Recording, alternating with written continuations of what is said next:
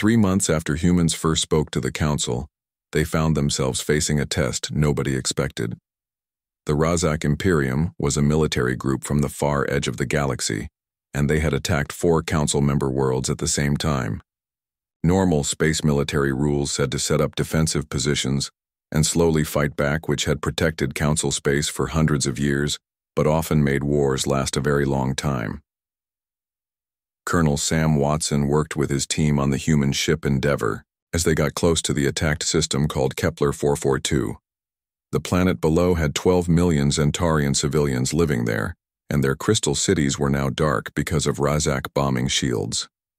Standard approach would be to make a defensive line and wait for more ships, said Commander Helen Torres as she looked at the battle displays.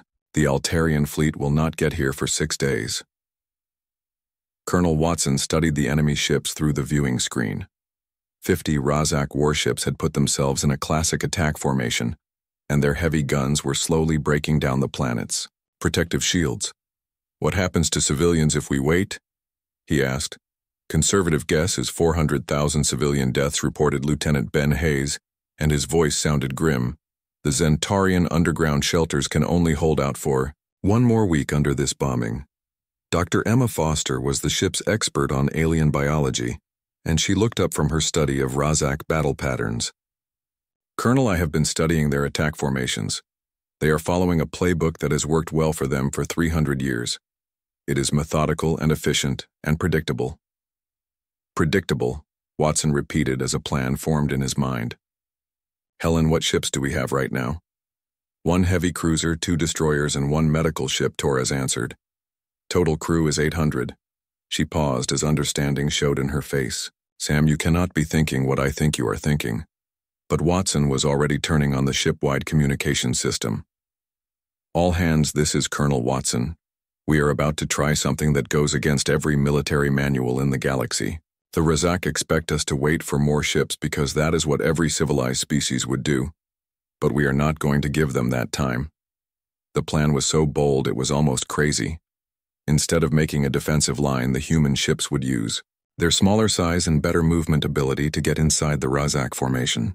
Lieutenant Sarah Kim in engineering had managed to change their engines for short burst speeds that went beyond safety limits, while Dr. Foster had found a critical weakness in Razak's shield harmonics.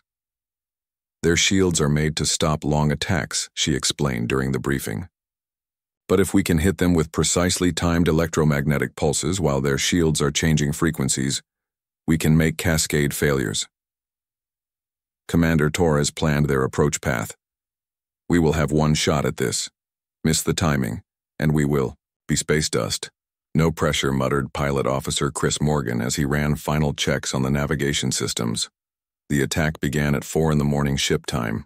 The Endeavour and her escort ships accelerated toward the Razak formation at 93% of light speed, and their approach was hidden by the gravitational distortion of the system's twin stars. The Razak sensors found them only when they were already inside the formation's outer edge.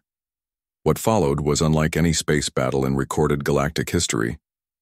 Instead of the traditional exchange of long-range artillery, human ships danced between their opponents using the Razak vessels' own size against them. When the enemy flagship tried to target the Endeavour, Watson ordered a move that brought them within 50 meters of the massive ship's hull, which was too close for the Razak's main guns to track. Dr. Foster's electromagnetic pulses fired in perfect sequence, with each one timed to exploit the microsecond vulnerabilities in the rotating shields. One by one, Razak vessels found their defenses compromised, and their crews struggled to adapt to tactics no galactic military had ever encountered. The human ships moved like dancers in a deadly ballet, weaving between the massive Razak vessels with precision that seemed impossible.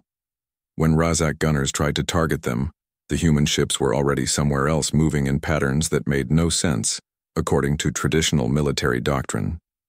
Lieutenant Kim pushed the engines beyond their design limits as the Endeavour spiraled around a Razak battleship. The ship shook and groaned but held together as they delivered another electromagnetic pulse directly into the enemy's shield generator. Inside the Razak flagship, confusion reigned as their commander tried to understand what was happening. These humans fought like no enemy they had ever faced, ignoring every rule of civilized warfare. The Razak had built their entire military strategy on the assumption that all intelligent species would fight rationally, using proven tactics that had worked for millennia. They were prepared for massive fleet engagements or defensive sieges, but not for this chaotic, unpredictable assault that turned their own strengths against them. Commander Torres coordinated the attack from her position on the bridge, watching as each human ship executed its part of the plan with split-second timing. The medical frigate stayed back ready to help wounded from both sides, while the destroyers provided cover for the Endeavor's more dangerous maneuvers. Dr. Foster monitored the electromagnetic pulse effects with growing excitement. The cascade failures are working better than predicted, she reported. The Razak shield systems are completely incompatible with rapid frequency changes. On the planet below, Centaurian civilians watched in amazement as the siege that had seemed hopeless began to crumble. The human ships were so small, compared to the Razak fleet, that they looked like insects attacking giants, but somehow the giants were losing. Within 4 hours, the siege was broken. 37 Razak ships lay disabled with their crews alive but defeated. The remaining 13 had retreated to hyperspace, carrying news of this impossible human victory back to their commanders. As rescue ships began evacuating Centaurian civilians, Chancellor Veltar's image appeared on the Endeavor's main screen. His usually calm expression showed unmistakable amazement. "Colonel Watson, the Council has been monitoring your engagement. Your tactics were," he paused, searching for the right word, "unprecedented. They were necessary." Chancellor Watson replied simply, "Sometimes the best defense is an offense that your enemy cannot predict, because it is too crazy to consider." But Watson was not finished. "With your permission, Chancellor, I would like to try something else that might seem crazy." The request that followed shocked the entire council. Instead of claiming the defeated Razak vessels as prizes of war, which was standard practice among most species, Watson requested permission to offer medical aid to the defeated crews and to open communication with the Razak High Command. "Colonel, this is highly irregular," said Chancellor Veltar. "The Razak are a hostile military empire. They do not negotiate, they only conquer or retreat." Watson looked at the disabled Razak ships floating in space. "Maybe they have never been offered a reason to try something different. Our analysis shows that many of their crew members are not volunteers but conscripts from conquered worlds. What if we could show them an alternative to endless war?" Dr. Foster transmitted her preliminary analysis of captured Razak personnel. "Colonel Watson is correct," she reported. "Psychological profiles indicate that 60% of Razak military personnel show signs of coercion rather than voluntary service. They fight not from choice but from compulsion." The idea was revolutionary in its simplicity. Instead of treating defeated enemies as irredeemable threats, humans proposed to treat them as potential allies who had simply never been offered better options. Commander Torres coordinated the medical assistance to damaged Razak ships while human linguists worked to establish communication with the surviving crews. What they discovered changed everything. The Razak Empire was indeed built on conquest, but not from inherent evil. Their home system was dying, and they believed that taking resources from others was their only path to survival. They had never encountered a species that offered cooperation instead of domination or submission. When war leader Ketmore of the defeated Razak Third Fleet first spoke with Colonel Watson through the translation system, his words carried centuries of military conditioning. "Human commander, you have won this battle, but the Empire is vast. Your small fleet cannot stand against our full might." Watson considered his response carefully. "War leader Ketmore, we do not want to stand against your empire. We want to help your empire find a better way to survive." The Razak leader was silent for a long moment. In 300 cycles of conquest, no defeated enemy had ever offered help. The concept was so foreign that his translation system had difficulty processing the meaning. "You offer aid to those who came to conquer you?" Ketmore finally asked. "We offer aid to those who need it," Watson replied. "Your empire seeks survival and prosperity. Those are reasonable goals. Perhaps we can find ways to achieve them without conquest." Dr. Rodriguez, monitoring from Earth, smiled as she compiled her report. The galaxy was beginning to see that humanity's apparent recklessness might actually be its greatest strategic advantage. But more than that, they were learning that human nature included something that might be even more valuable than military innovation. They were seeing that humans had the ability to look at enemies and see potential friends. The tall glass towers of the Galactic Council reached up toward two bright suns, and their surfaces shined like mirrors, showing light from 1,000 different worlds. Ambassador Zethkar from the Altarian Federation fixed his special robes as he got ready for what many thought was just another normal check of a new species that someone had found, and this species was called humanity. Captain Jake Morrison stood very straight in the clean white hallway of the Earth ship called Aurora, and he waited for the big moment when humans would talk to all the space people for the first time. Next to him, Dr. Lisa Rodriguez held tight to her research pad that had many years of human science work on it, and Commander Ryan Brooks looked over the talking rules they had practiced so many times. The council room was amazing to see, with people from 47 different kinds of space beings sitting in circles around a stage in the middle. Chancellor Veltar was a very tall bug-like creature from the hive worlds, and he started the meeting with clicking sounds that came through machines that changed his words so everyone could understand. "We meet today to look at the species called human," said Veltar, and his many eyes looked around the room. First scans show a young people who have only been flying in space for 300 years. Normal rules say they should get trial membership with limits on what space tools they can use. Admiral Kate Phillips was the person speaking for Earth's United Government, and she walked forward onto the middle stage. Her neat blue uniform had a simple sign of Earth, which was a blue ball against black space. The heavy job of speaking for 6 billion people pressed on her, but her voice stayed calm. "Honored council members," she started, "we come to you not asking for help or easy gifts, but as equals ready to help the space community. We may be young by your way of thinking, but our short history shows things that we think work well with the good points of your group." Quiet talking spread through the room in many different languages. Representative Quindal from the Peaceful Merchants Union leaned forward, and his long head shined under the room lights. "What could a species that can barely travel faster than light possibly give to peoples who have crossed space for thousands of years?" Dr. Rodriguez stepped forward, and her pad showed floating pictures of human work. "If I may, Admiral Phillips," she asked, and when Kate said yes, she talked to the council. "In just the last 50 years, humans have made 17 new kinds of clean energy and created living systems on 6 worlds that had no life before, and made peace with 3 angry alien species we met during our growth." The council members looked at each other, and some did not believe while others seemed interested. Senator Alex Carter from the Mars colony sent more information showing how fast humans learn new things compared to other species at the same level. Also, Dr. Rodriguez kept talking. "Our mind studies show humans have an unusual mix of things. We can change very well, and we stay hopeful, and we can be creative alone, but work together when our whole species faces big dangers." Chancellor Veltar clicked faster, which meant he was interested. "These are big claims, Dr. Rodriguez, but every species thinks it is special. What proof do you have for these ideas beyond just saying good things about yourselves?" The question hung in the air like a test, and Captain Morrison felt all of humanity waiting for an answer that could decide their species' future among the stars. Dr. Rodriguez took a deep breath and activated new displays on her pad. "Let me show you our history," she said, and the floating pictures changed to show Earth from space. 300 years ago, humans were stuck on one world, and we fought each other in terrible wars that killed millions. We had many different countries that did not trust each other, and we almost destroyed our planet with pollution and weapons.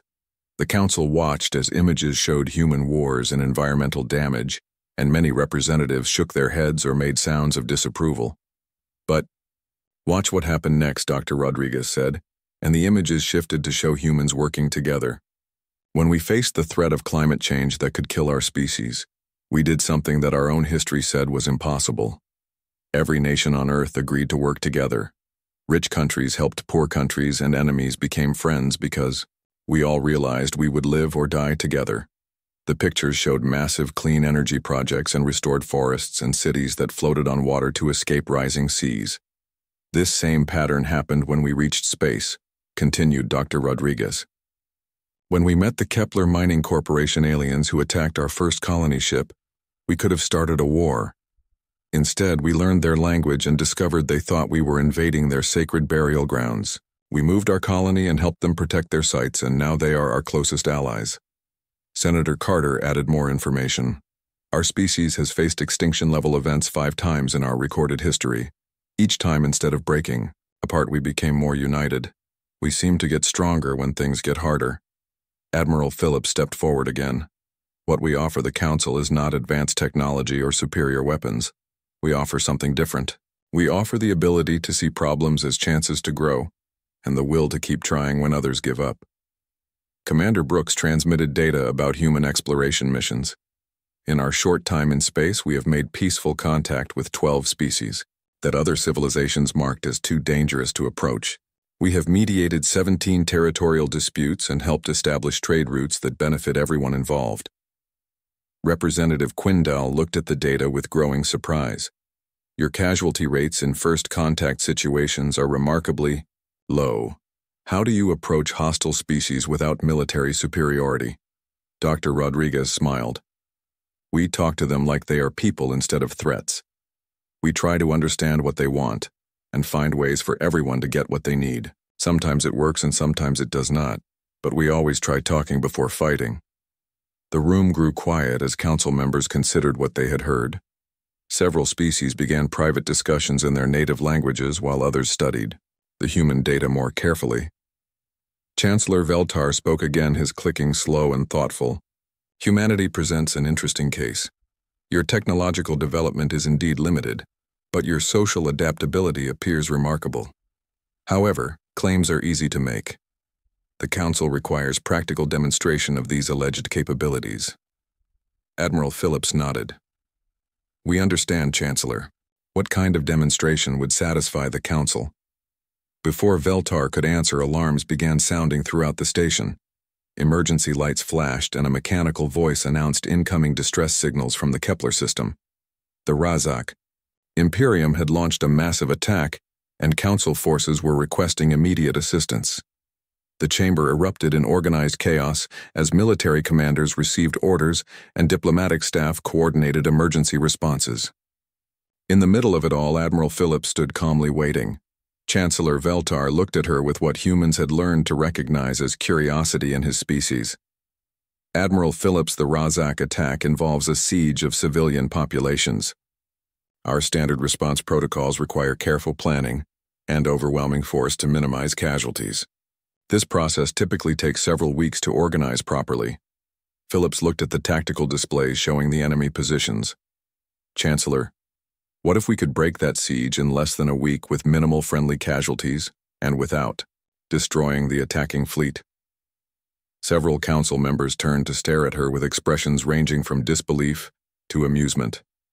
That would be impossible, said Representative Quindal. The Razak use fortress tactics that have never been broken quickly. Admiral Phillips smiled the same calm smile that had appeared on human faces throughout their history when told something could not be done. Give us a chance to prove it. The success at Kepler 442 had effects throughout Council space, but it was what happened next that truly surprised the galactic community. Instead of claiming the defeated Razak vessels as prizes of war, which was standard practice among most species, humanity did something unprecedented. Ambassador Julie Martinez stood before the Council 3 weeks later with an unusual group that included both Zentorian refugees and captured Razak officers. The Council chamber buzzed with confusion as species tried to understand why humans had brought their enemies as honored guests rather than prisoners. Honored Council members. Martinez began, "We come before you today, not to celebrate a military victory, but to propose a fundamental shift in how we approach conflict resolution." Senator Greg Adams from the Luna colony activated a holographic display showing the current state of the captured Razak forces. Instead of prison ships, the display revealed medical vessels, educational facilities, and what appeared to be collaborative research stations. Following the engagement at Kepler 442, Adams explained, we discovered that 60% of the Razak forces were conscripts from conquered worlds fighting not by choice but by compulsion. The remaining 40% were career military, many of whom had never been exposed to alternative perspectives on their empire's expansion policies. Commander Torres, now wearing diplomatic insignia rather than military stripes, gestured to the Razak officers present. Rather than treating them as irredeemable enemies, we offered them something their culture had never experienced, which was the choice to learn about alternatives to conquest. The tallest Razak officer stepped forward, and his scarred face bore expressions that human psychologists had learned to interpret as thoughtful contemplation. I am War Leader Ketmore, former commander of the 3rd Assault Fleet. For 20 cycles, I believed that strength came only through domination, and that peace was a weakness that led to extinction. His words caused an immediate stir among the council members. Several species began heated discussions in their native languages, while others leaned forward with obvious fascination. The humans showed me recordings of their own history, Ketmore continued. Their species has known more warfare than mine, yet they learned to transform conflict into cooperation. They demonstrated that strength could come from unity rather than conquest. Dr. Foster, now serving as humanity's chief xenopsychologist, presented her research findings. What we discovered is that the Razak Empire's aggression stems from a fundamental misunderstanding about resource scarcity. Their home system is dying, and they believe conquest is their only path to survival. Which brings us to our proposal. Ambassador, Martinez announced, and her voice carried the weight of a revolutionary idea. Rather than merely defending against the Razak threat, we propose to eliminate its root cause. The holographic display shifted to show detailed terraforming plans advanced, agricultural systems, and stellar engineering projects. Captain Morrison, recently promoted to Admiral, explained the technical aspects. Using combined council technologies and human innovation, we can restore the Razak home system within 50 standard years. In exchange, the Razak Empire transforms from a military expansionist state into a productive member of the galactic community. Representative Quinn Dahl of the Merchants Union stood, and his elongated features showed skepticism. Admiral Morrison, your proposal assumes that an entire civilization built on conquest can simply change. Such transformations are theoretically impossible, according to 3,000 years of galactic history. That is where human experience becomes valuable, replied Dr. Rodriguez via subspace communication from Earth. Our species has undergone exactly this transformation multiple times. We have evolved from tribal warfare to planetary cooperation, from national conflicts to global unity, and from competitive expansion to collaborative exploration. Senator Nancy Clark from the Europa Research Station transmitted supporting data. The key is providing alternative paths to the same goals. The Razak seek survival and prosperity, and we can help them achieve both without conquest. The chamber fell silent as the implications settled. War Leader Ketmore spoke again, and his voice carried an emotion that universal translators struggled to interpret, but humans recognized as hope. My people have known only endless war for 1,000 generations. If there is even a possibility of honorable peace, of survival without constant battle, he paused, then addressed the council directly. I formally request that the Razak High Command be granted the opportunity to negotiate under human mediation. Dr. Foster transmitted additional psychological profiles of Razak society. What we learned during our interactions with captured personnel is that their entire culture is based on survival fear. They fight because they believe the alternative is extinction. Once we showed them evidence of successful peaceful coexistence, their aggressive responses decreased dramatically. Admiral Martinez presented the detailed integration plan that human social scientists had developed. The process would begin with small-scale cooperation projects that demonstrated the benefits of peaceful resource sharing. Razak engineering expertise would be valuable for council infrastructure projects, while council agricultural technology could help restore damaged Razak worlds. The plan included extensive cultural exchange programs where Razak citizens could observe peaceful civilizations firsthand, and council species could learn about Razak innovations in military organization and resource efficiency. Commander Torres explained the psychological framework. The Razak military mindset is not inherently evil, but rather highly focused on group survival. When we can redirect that focus toward cooperative survival rather than competitive survival, their behavior changes dramatically. Senator Clark transmitted economic projections. The cost of integrating the Razak Empire would be substantial, but far less than the cost of continued military confrontation. More importantly, successful integration would provide access to Razak-controlled resources and trade routes that could benefit the entire council. War leader Ketmore addressed specific concerns about Razak trustworthiness. I understand council skepticism about my people's ability to change. We have been conquerors for 1,000 years, but I have seen human history records of their own transformations from tribal warfare to global cooperation. If they could change so dramatically, perhaps we can as well. Dr. Rodriguez provided historical context. Human civilization underwent at least 5 major transformation periods where we shifted from competitive to cooperative models. Each transformation was triggered by external threats that required cooperative responses. The Razak face similar pressures from their dying home system. Representative Quindal remained skeptical, but his tone had shifted from dismissal to cautious interest. Even assuming the Razak could change culturally, the logistics of such an integration seem overwhelming. We would be dealing with an empire spanning dozens of systems with billions of inhabitants. That is actually an advantage, replied Admiral Martinez. The Razak have extensive experience with large-scale organization and resource management.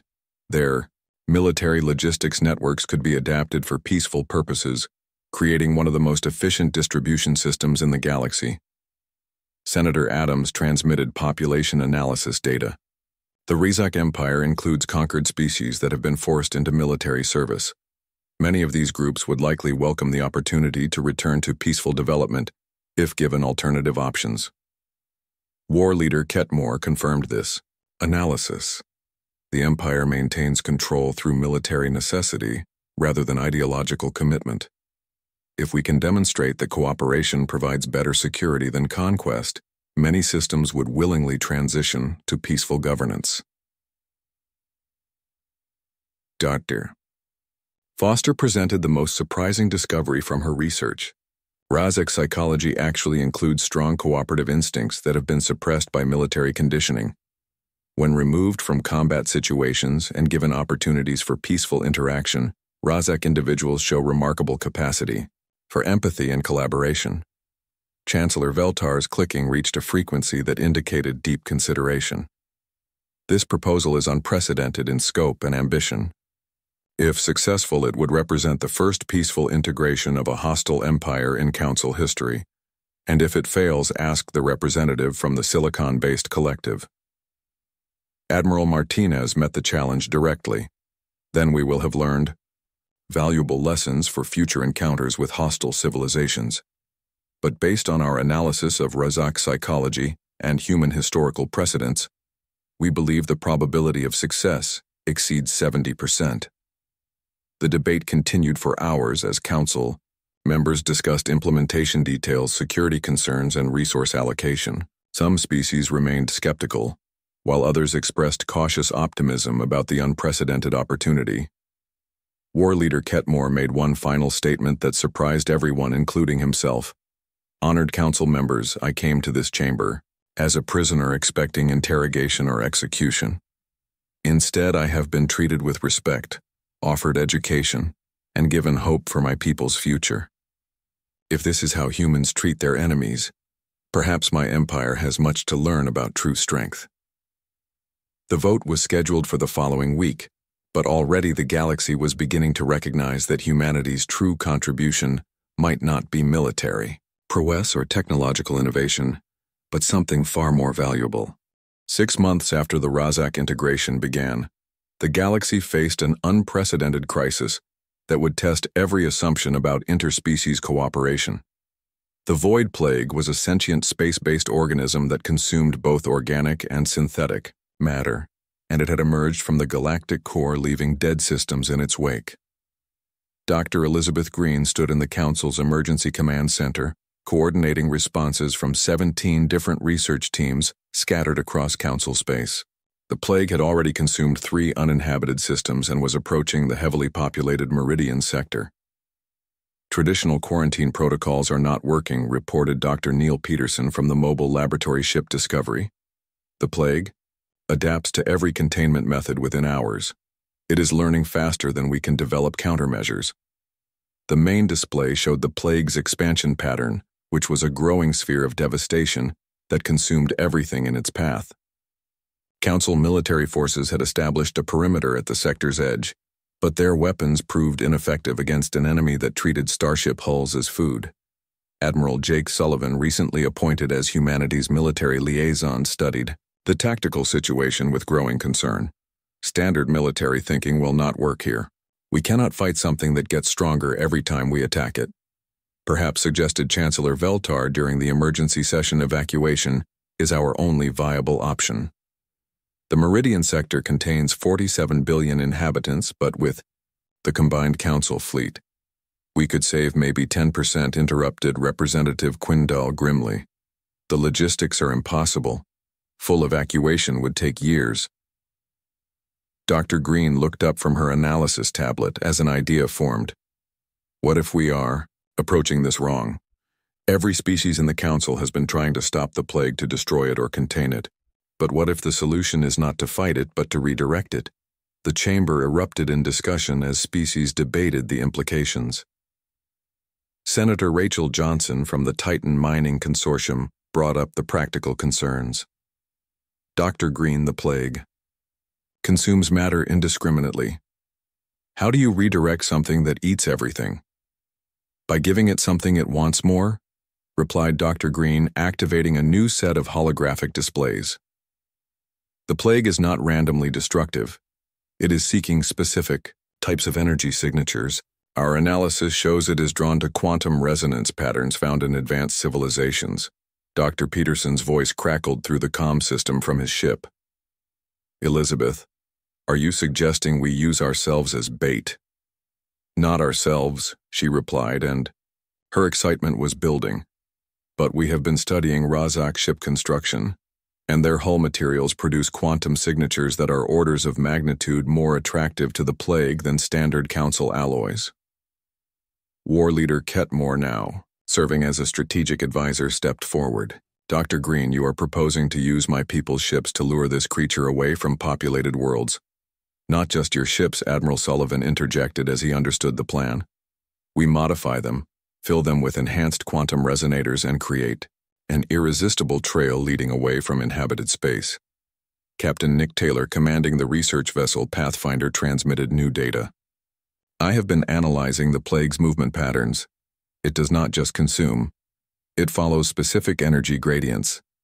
If we can create a stronger gradient leading toward empty space, we could lead it away from the galaxy entirely finished. Dr. Green. The plan required unprecedented cooperation.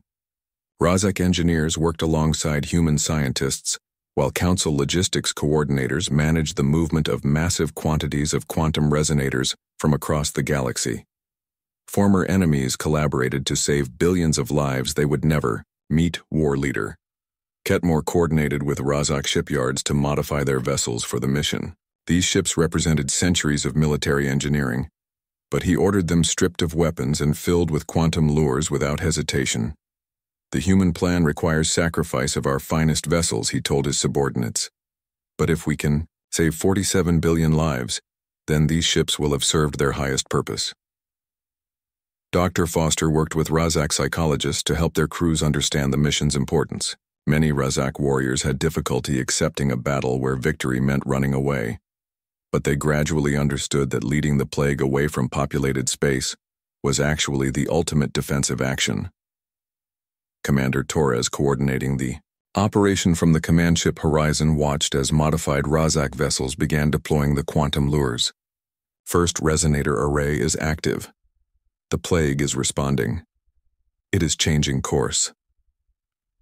The galaxy watched in amazement as data streams showed the void plague slowly turning away from the Meridian sector. The creature was following the artificial quantum trail like a predator following scent. Senator Adams monitored the evacuation of forward observation posts. Teams are reporting successful withdrawal from all monitoring stations. The plague is ignoring populated areas and following the lure trail. Dr. Peterson transmitted continuous analysis from his mobile laboratory. The quantum resonance pattern is holding steady. Plague response remains predictable. It is definitely following the artificial gradient we created. But the operation was far from simple. The quantum lures had to be deployed in precise sequence with each new resonator activated, just as the plague reached the previous one. Too early, and the trail would disperse. Too late, and the plague might abandon the trail and return to populated space. Captain Taylor coordinated the deployment teams working around the clock to maintain the proper sequence. His exhaustion was evident as he reported. Lure Sequence 7 is deployed on schedule. Plague continues following the trail. Distance from Meridian Sector now exceeds safe threshold. War Leader Ketmore monitored his people's ships as they performed their dangerous mission. Razak crews were positioning quantum resonators directly in the plague's path, requiring split-second timing to avoid being consumed themselves. Ship Commander Velnash reports successful deployment of Array 12 transmitted. Ketmore. His vessel barely escaped the plague's leading edge, but the resonator is functioning perfectly. Dr. Green watched the tactical display with growing relief. The plague was now following a clear trajectory away from all populated systems. Even if they lost control of the lures, now the creature would continue into empty space for several more days. Admiral Sullivan coordinated defensive positions around the operation. All military vessels are maintaining safe distance from the plague while providing escort for deployment teams. No hostile contact with the entity itself. Dr. Rodriguez, monitoring from Earth, transmitted psychological profiles of the participating crews. What we are seeing here is remarkable. Former enemies are risking their lives to save populations they have never met. This represents a fundamental shift in galactic consciousness. The operation continued for 2 weeks as the plague followed. Its artificial trail deeper into the galactic rim. Each day took the creature further from inhabited space and closer to the void between galaxies. Senator Clark calculated the final trajectory. Current path will take the plague beyond galactic boundaries within 36 standard days. Even if it attempts to return, it would take centuries to reach inhabited space again. When the plague finally disappeared into the void between galaxies, chasing its artificial trail into the eternal darkness, the relief was galaxy-wide. But the implications went far beyond the immediate crisis. Dr. Foster analyzed the cooperation patterns that had made success possible. 53 different species, including former enemies, worked together on a solution that no single civilization could have achieved alone. The humans did not just coordinate the effort. They created new models for how different species could combine their unique capabilities. Representative Quindall nodded slowly during the post-crisis analysis. The humans did not just solve a crisis, they demonstrated a new model for galactic cooperation, one based on collaboration rather than hierarchy. War Leader Ketmore addressed the Council directly. Before we encountered humanity, my people believed strength came from dominance. Today we learned that true strength comes from unity of purpose. Chancellor Veltar's clicking reached harmonics that indicated profound contemplation. The Council has existed for 12,000 years, maintaining peace through careful balance and gradual consensus. In 6 months, humanity has introduced concepts that may revolutionize how we approach galactic governance. As the session concluded, the seeds of change were already taking root throughout Council space. The galaxy was beginning to recognize that humanity's greatest contribution was not any single innovation or achievement, but their ability to see possibilities where others saw only problems, and to inspire cooperation where others expected only conflict. 1 year after the Void Plague crisis, the Galactic Council convened for its most significant session in millennia. The ancient chamber had been expanded to accommodate new member species, including the former Razak Empire, now known as the Razak Federation, and 3 previously unknown civilizations that humanity had contacted during their exploration missions. Admiral Kate Phillips, now serving as Earth's senior representative, stood before an assembly that looked markedly different from the one that had first evaluated humanity. The rigid hierarchical seating had been replaced with collaborative circles, and the formal protocols had evolved to encourage dynamic discussion rather than ceremonial speeches. 1 year ago, Phillips began humanity stood before this council as supplicants hoping to prove our worth to join your ancient alliance. Today we gather not as junior members seeking approval, but as equal partners in an expanded vision of what galactic civilization can become. The statistics spoke for themselves. Under the new collaborative protocols inspired by human organizational methods, council efficiency had increased by 300%. Resource allocation disputes that had previously taken decades to resolve were now settled in months. 7 long-standing territorial conflicts had been peacefully resolved using human mediation techniques. Dr. Foster, now Director of Interspecies Relations, presented the psychological analysis that had surprised even the researchers. What we discovered is that most galactic conflicts stem not from incompatible goals, but from communication barriers and different approaches to problem solving. When species are given tools to understand each other's perspectives, cooperation becomes natural. Captain Morgan, recently promoted to lead the new exploration initiative, transmitted data from humanity's latest discovery missions. In the past year, we have made contact with 18 previously unknown civilizations. Rather than waiting for them to reach our technological level, which was the traditional council approach, we have developed integration protocols that allow immediate beneficial exchange. The holographic display showed thriving hybrid colonies where humans worked alongside species with completely different evolutionary backgrounds. Silicon-based crystallites shared mining expertise with carbon-based humans, while energy-based luminari taught both groups new forms of power generation. Representative Quindal, whose merchants' union had initially been skeptical of human methods, now served as an enthusiastic advocate. Trade volume has increased by 400% since implementing human market integration protocols. More importantly, economic cooperation has eliminated resource-based conflicts that had persisted for centuries. War leader Ketmore, now bearing the title of peace builder among his people, addressed a remarkable transformation. The Razak Federation has transitioned our entire economy from conquest-based resource acquisition to cooperative development. Our population is healthier, our technology more advanced, and our culture richer than ever before. Senator Patricia Wong, from the asteroid belt colonies, explained the breakthrough that had surprised everyone. The integration of artificial intelligence systems into council operations has revolutionized our problem-solving capabilities. Human experience with AI cooperation provided the framework for successful implementation. The newest council member represented the most significant change of all: synthesis. Prime spoke for the synthetic collective, which were artificial intelligences that had previously been excluded from galactic society due to concerns about their nature and intentions. For 8,000 years, spoke synthesis.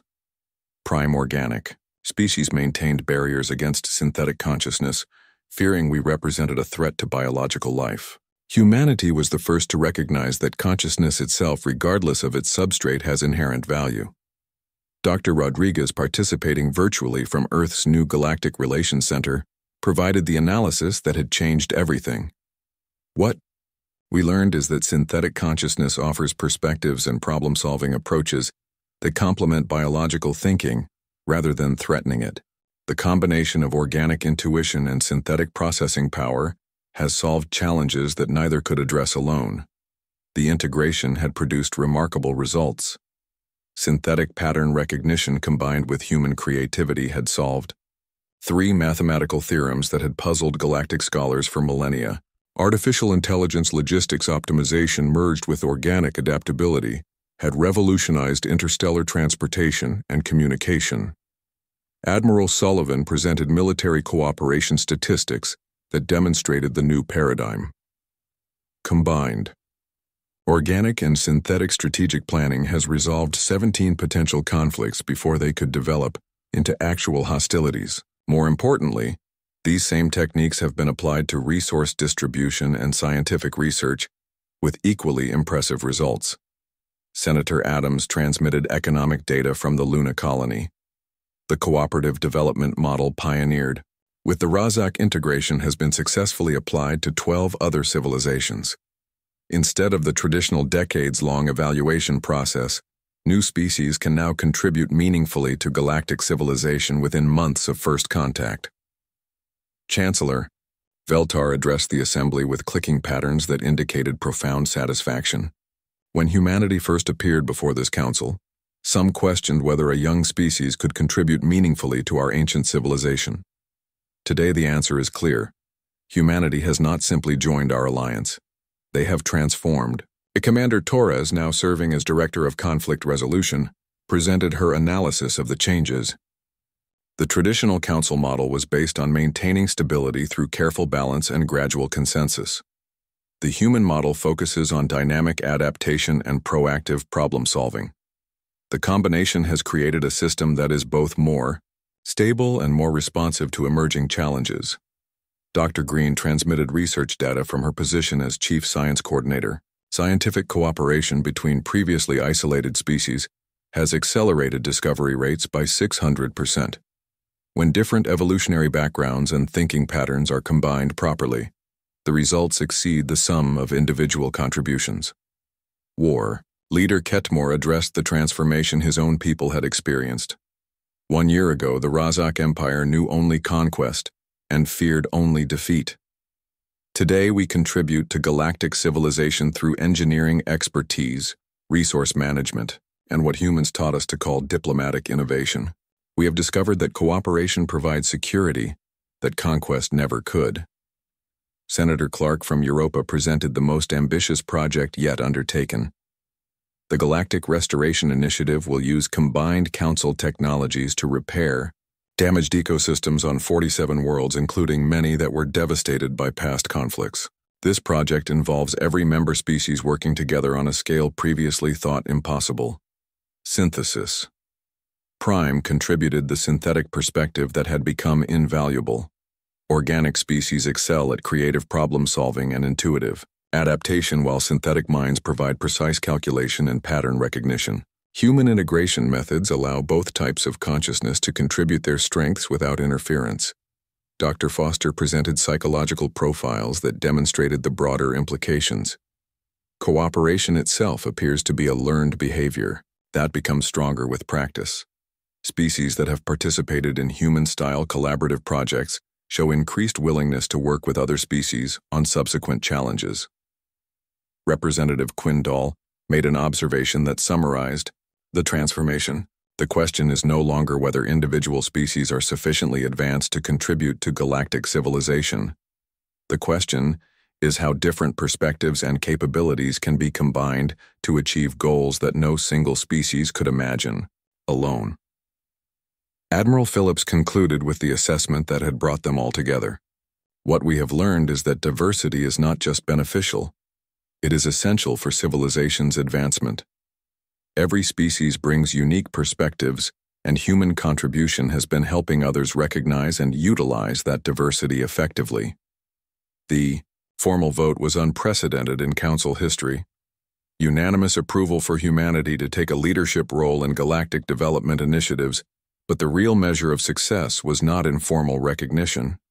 It was in the transformed galaxy around them. The question, Phillips concluded, is no longer whether humanity deserves a place in galactic civilization. The question is what we can accomplish together that none of us could achieve alone. As the session ended, representatives from dozens of species began planning new collaborative projects. Former enemies worked side by side on terraforming initiatives. Ancient rivals shared research on faster-than-light communication. The rigid boundaries that had defined galactic politics for millennia were dissolving into something more fluid, more dynamic, and more hopeful. Chancellor Veltar made the final announcement that would reshape the galaxy. The Council hereby establishes the Cooperative Development Authority with humanity, serving as the coordinating species for all integration and exploration initiatives. Our new mission is not simply to maintain galactic peace, but to actively build galactic prosperity through cooperation. War leader Ketmore spoke for all the former enemies who had become allies. Humanity taught us that the future belongs not to the strongest or